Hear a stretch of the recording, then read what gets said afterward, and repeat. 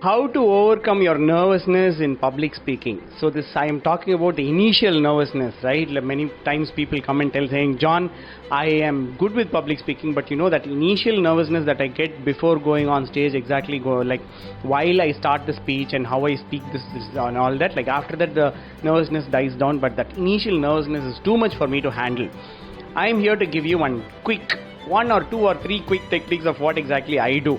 Okay, so the first thing that you have to remember here is to throw the monkey on the audience. What? Throw the monkey on the audience? Yeah.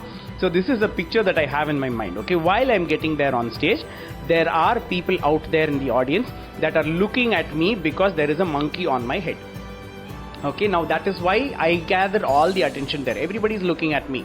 Now what do? I throw this monkey on the audience, so everybody turn and look at the audience there. How does that happen? I ask a question. I pick on an audience and ask a very simple question. Now that audience is answering me and everybody is looking into that audience member, and because of that the spotlight is not on me, the monkey is not on my head, the monkey is on the audience's head, and I am getting a little comfortable for me to start my speech. Okay, that's one thing that I do. Second is to have a set icebreaker always. Okay, now one of my mentors from Singapore, Coach Supra, he says you need to have like a joke that you start with. A joke that involves your name, introduce them your name and crack a joke about your own name, and that breaks the ice with the audience. Right. Second, I used to do this for a long time, where I go on stage and say, I'm so nervous today.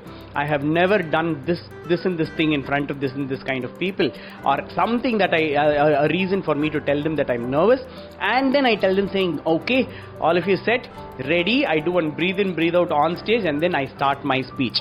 Okay, this is, I don't know, like somehow it works, because I think nobody goes on stage and confesses that they're nervous.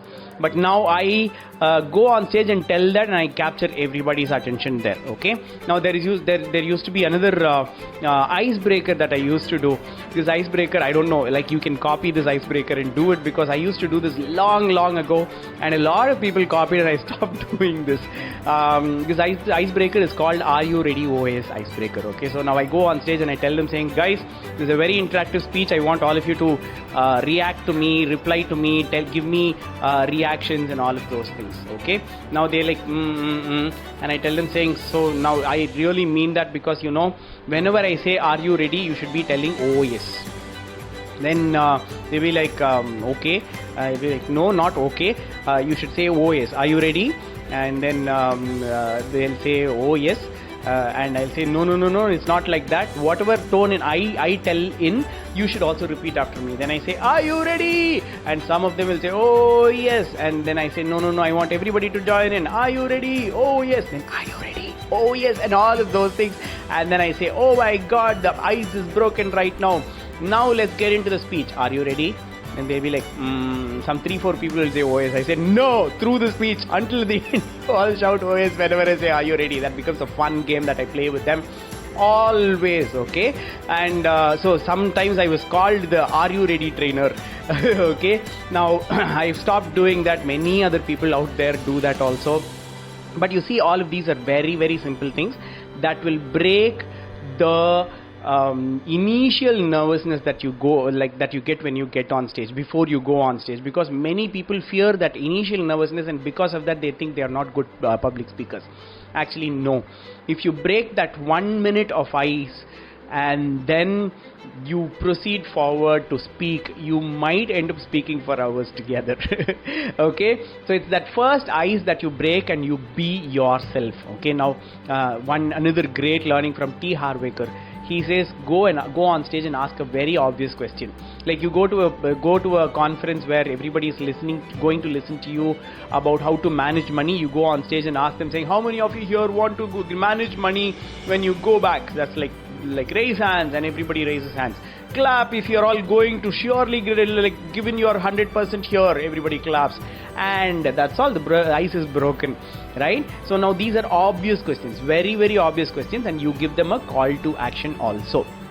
Now what is this call to action? I say, raise your hands if you agree to this.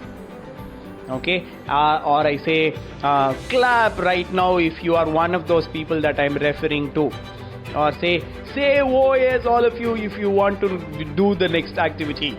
Okay, all of you get up and do. Then if you want to do this, shake your head if you're one of those people.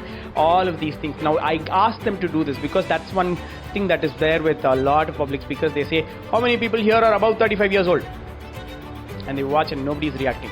Now what if I say, raise your hands if you're over 35 years old? Some people raise their hands, right?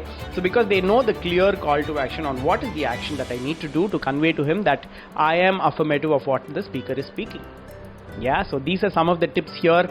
If you are looking forward to get better at public speaking, keep following my page. I do a lot of workshops. I actually most of the Thursdays I do workshops on public speaking. You can keep following my page. I will keep giving you information, or you can join this WhatsApp group link that I'm posting here, where I will keep giving you all the information about all the workshops that I do for children, adults, and all of these also.